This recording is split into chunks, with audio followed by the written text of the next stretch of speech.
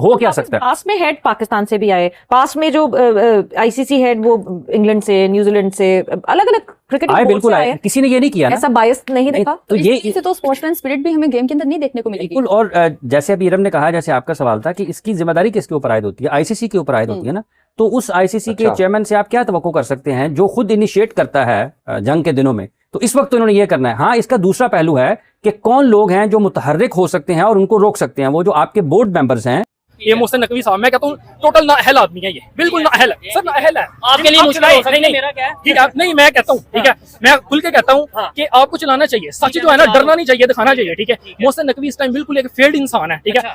जिस तरह इसने पीसीबी का जो हाल किया ना, ये वजीर दाखिला तो मुल्क का भी यही हाल कर रहा है। पाकिस्तान क्रिकेट बोर्ड ने यानी कि पीसीबी ने फॉरेन लीग्स के लिए जो एनओसीज दिए हुए थे प्लेयर्स को, पाकिस्तान के क्रिकेटर्स को, उनको होल्ड कर लिया है। कुछ कह रहे हैं कैंसिल कर दिया है, बिल्कुल खत्म कर दिया, नहीं, फिलहाल उनको होल्ड कर दिया है सूत्रों के अनुसार। बाबर आजम के लिए एक दुखी खबर है, मतलब कि Babar Azam big bash league के अंदर सबसे महंगा खिलाड़ी बिका। 2-3 महीने आपने न्यूज सुनी होगी, रिजवान भी बिका, शाहीन भी बिका, बड़ा पैसा इनको मिला, तकरीबन कोई 8-9 करोड़ के करीब, जिससे कहते हैं ना, बाबर आजम बिका था बिग बैश के अंदर। हुआ बताऊं क्या है? हुआ यह है कि पाकिस्तान की बुरी एशिया कप की परफॉर्मेंस के ऊपर पीसीबी ने किया, पीसीबी ने सारे जितने भी लीग है ना, उन सब की एनओसी को खत्म करके रख दिया, एनओसी खत्म कर दी, मतलब कि बुरी परफॉर्मेंस करे कोई और, भुगते कोई और। हम अक्सर बात करते हैं एक्सट्रीमिज्म की, नफरत की, कि यार ये नफरत है सियासत। अगले दिन इंडिया ट्रॉफी जीता है पाकिस्तान से, इतनी अच्छी इन्होंने, उनकी टीम ने परफॉर्मेंस दी, लेकिन उन्होंने कहा कि हम पाकिस्तान के हाथों से ट्रॉफी नहीं लेना चाहते। वाह, क्या एक्टिंग कर रहा है। इतनी नफरत है चौड़ साहब हमारे पाकिस्तान से, इतनी नफरत है पाकिस्तान से। पाकिस्तानी प्लेयर्स को एनओसी, ये जो लीग्स में क्रिकेट वगैरह खेलने जाते हैं उनको एनओसी, उनका जी फिलहाल फारग है, कोई एनओसी वगैरह नहीं। वो मेरे ख्याल में एशिया कप जो अब हार गए, अच्छी पोजीशन से मैच हार गए, तो जो गुस्सा है वो कहीं ना कहीं निकल रहा है। जय दोस्तों, भारत से हार के बाद एशिया कप में जो बुरी तरीके से जो 21 दिन इनको रोंदा है, 3 संडे, जिसमें पाकिस्तान अब तिलमिला उठा है। मोहसिन नकवी अपनी गलतियों पर पर्दा डाल रहा है। अब उन्होंने क्या फैसला लिया है, देखिए, अगर एशिया कप में बात करें, एशिया कप में जो खिलाड़ी नहीं खेले थे, बाबर है, रिजवान है और सदाब है, ये ऐसे खिलाड़ी हैं, उनके ऊपर भी है जो वही वो कहते हैं ना, गेहूं के साथ खून पीसता है, तो उनके साथ यही हुआ है। और इनका सदाब, ये जो अच्छा खिलाड़ी खेला है, शाहीन अफरीदी की बात कर ले और अशरफ की बात कर ले, तो भाई एशिया कप में अच्छे खेले, तो अब ये किसी भी टूर्नामेंट में जो विदेशी है उसमें नहीं खेल सकते। जैसे ऑस्ट्रेलिया में बिग बैश होने वाली है, उसमें भी नहीं खेलेंगे, इनको वहां पर खेलने के लिए एनओसी लेनी पड़ती थी। अब पाकिस्तान ने क्या किया, इनको अब यानी कि भाई इनको सुधारेंगे, ये अच्छे खिलाड़ी बनाएंगे, तो इनके एनओसी कैंसिल कर दिया पाकिस्तान ने, कहीं पर भी बाहर नहीं जा सकते। यानी कि ये पाकिस्तानी वो आज टीम बना दी है, जिस तरीके से इन्होंने यूट्यूब चैनल इनके बैन कर रहे हैं कि अपने जो यूट्यूबर, यानी कि जो बाहर से पैसा था ना, पाकिस्तान भिखारी देश को भिखारी ही रहने देगा। आपकी क्या रिकमेंडेशन जरूरत है? अब जो पाकिस्तान के स्क्वाड के अंदर प्लेयर्स है, उनको तो कोई अपनी टीम में लेना पसंद ही नहीं करता लीग क्रिकेट के अंदर। जो बेचारे बिके हुए थे वो लगे, हाँ, हारिस रऊफ की एनओसी कैंसिल करते समझ आती है, उसने घटिया परफॉर्मेंस करके उसको बिग बैश ना खेलने आने देते भाई पाकिस्तान पकड़ के। शाहीन की भी एनओसी कैंसिल कर दी, बाबर की भी, रिजवान की भी, शदाब की भी। अब ये तो थे भी नहीं स्क्वाड के अंदर, और शाहीन ने तो अच्छी परफॉर्मेंस करके दिखाई है।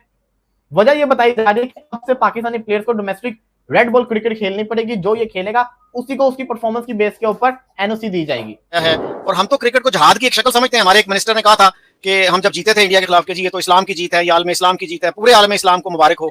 तो सर ये जो है, ये तो काफी पुराना ट्रेंड हमने शुरू किया हुआ है। तो यानी कि ये पाकिस्तान का कसूर है अगर उन्होंने ट्रॉफी नहीं ली तो? मैं ये कह रहा हूं कि इस पे हमें गौर करना चाहिए कि क्यों हालात यहां तक पहुंचे, कि इतने हालात पहले खराब नहीं थे, क्यों इतने हालात खराब हुए, और उसमें क्या कोई हमारी कंट्रीब्यूशन तो नहीं है? स्कॉलर आप क्या समझते हैं, किसका, पाकिस्तान का क्या कसूर है कि इंडियन क्रिकेट टीम जो है वो जो पाकिस्तान मैच, उन्होंने ये तो मुनासिब समझा कि हम बगैर ट्रॉफी के क्या चले जाएं, लेकिन ट्रॉफी लेना मुनासिब नहीं समझा। क्या आप समझते हैं कि पाकिस्तान का इसमें कसूर है?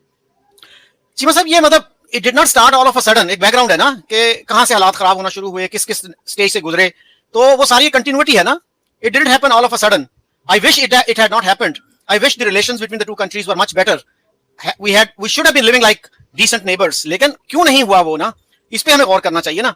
का जो बयान है अपना, वो मोहसिन नकवी साहब था, उन्होंने कहा कि अगर सूर्य कुमार यादव खुद आगे लें, तो मेरा ख्याल अगर उन्होंने इन्वॉल्व किया, हालांकि पाकिस्तान ने फिर भी दोस्ती का हाथ बढ़ाया। इवन के वो सलमान अली आगा का भी मैं स्टेटमेंट पढ़ रहा था, वो कह रहे थे हमने मेडल्स भी रिसीव किए और हमने ट्रॉफी खिलाई, पिक्चर भी खिलाई, लेकिन इंडियंस की तरफ से ना कोई भी। ठीक है, नहीं वो सलमान अली आगा ने आई थिंक वो एक चेक फेंका, वो भी बड़ा सोशल मीडिया पे वायरल रहा। क्या कहना चाहेंगे आप? देखें फॉर मी आई थिंक के sports should be played as an sports, ठीक है। स्पोर्ट के अंदर कोई भी पॉलिटिक्स या ऐसी कोई भी चीज इन्वॉल्व नहीं होनी चाहिए किसी साइड से। हमारे खिलाड़ियों और उनके खिलाड़ियों को भी स्पोर्ट्समैनशिप का मुजाहरा करना चाहिए और गेम को एज एन गेम ही देखना चाहिए, एज एन गेम खेलना चाहिए। और वी एज एन क्रिकेटर्स हम भी खुद भी देखते हैं ये लोग हमारे किंग्स हैं। हम कोहली को किंग मानते हैं, हम बाबर को किंग मानते हैं। ठीक है, अगर आज लेट्स सपोज मैं कहूँ कि पूरे इवेंट में सूर्या कुमार यादव ने चलो दूसरा परफॉर्म नहीं किया, लेकिन उनके जो शर्मा है, अभिषेक शर्मा या जिसने अभी ये फाइनल तिलक, उन्होंने, आप क्या कहेंगे कि वो अच्छे खिलाड़ी हैं या नहीं? They were good player in cricket, but when there was a time to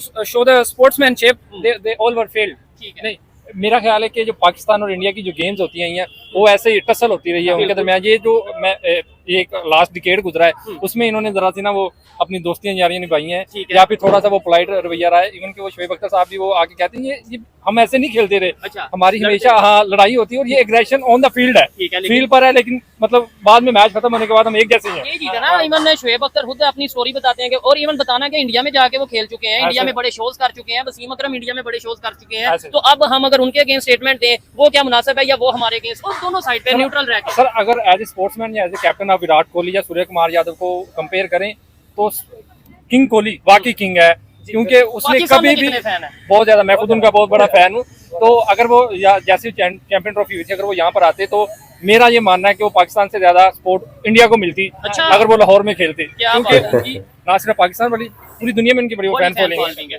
लेकिन जी जैसे आप सियासत देखें, आपको लगता है कि ये सूर्य कुमार यादव की कोई गलती होगी जो अगर उन्होंने ट्रॉफी नहीं, मतलब उन्हें, आपको नहीं लगता कि उनके जो ऑफिशियल्स हैं या उनके हेड हैं या उनकी जो पॉलिटिक्स हैं उनकी तरफ से कोई ना कोई, या उनकी पब्लिक को भी देखना पड़ता है ना। अब इंडियन पब्लिक के ये सेंटीमेंट्स हैं जो हम वीडियोस अपलोड करते हैं इंडिया से, बहुत लोग देखते नहीं, वो कमेंट बॉक्स में कहते हैं हमें कोई रिलेशन चाहिए नहीं पाकिस्तान से, हमें ना दोस्ती चाहिए, ना हमें ट्रेड चाहिए, ना हमें कोई क्रिकेट चाहिए, कोई ताल्लुक नहीं चाहिए। तो जहां तक हम बात करेंगे कि पॉलिटिक्स की, जब इनकी पॉलिटिक्स स्पेसिफिकली किसी भी चीज में इन्वॉल्व होती है तो वो एग्रेसिव साइड ही शो करती है अपनी हम लोगों को लेके।